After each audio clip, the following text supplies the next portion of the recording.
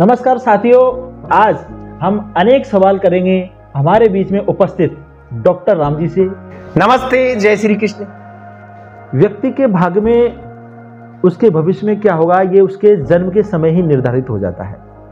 फिर उसके कर्म कैसे होंगे, वो उसे कर्म करने भी चाहिए या नहीं करने चाहिए, ज्योतिष क्या जवाब देता है? शिवेंद्र जी, जन्म के समय या जन्म कुंडली देखकर संभावनाएं व्यक्त की जाती है, परिणाम नहीं।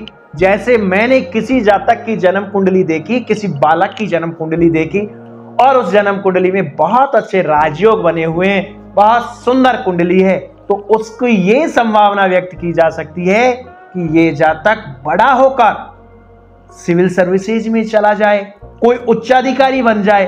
अब उसका तात्पर्य ये तो नहीं कि व्यक्ति कर्म ही नहीं करेगा, उस बेटे को, उस बालक को कोई पढ़ाएगा ही नहीं, तो वो बड़ा होकर उच्चाधिकारी कैसे बनेगा, कैसे वो सिविल सर्विसेज में जाएगा। तो संभावनाओं को परिणाम में बदलने के लिए कर्म करने पड़ते हैं। ज्योतिष हमेशा संभावना व्यक्त करता है और उन संभावनाओं को परिणाम में बदलने के लिए आपको उसके अनुरूप काम करना ही पड़ेगा, उसके अनुरूप कर्म करना ही पड़ेगा।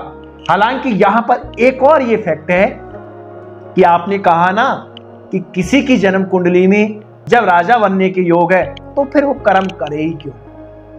ये ठीक है, लेकिन जिस जातक की जन्म कुंडली में राजा बनने के योग है ना, वो कर्म करेगा ही करेगा।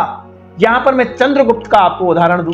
जैसा इतिहास पढ़ने से मालूम चलता है कि चंद्रगुप्त का जन्म एक साधारण किसान परिवार में हुआ था।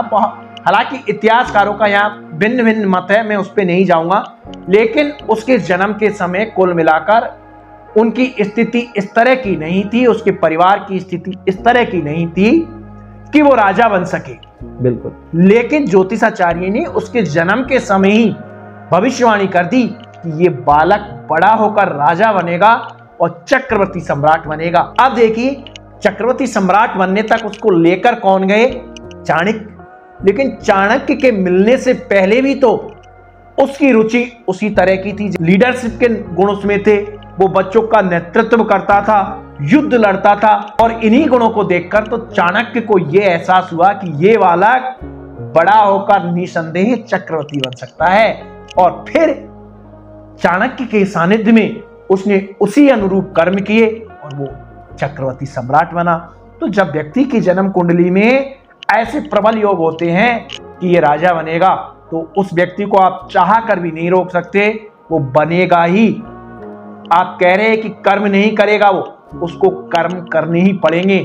उसके ग्रह और उसके ग्रहों का प्रभाव उसको शांत बैठने ही नहीं देगा।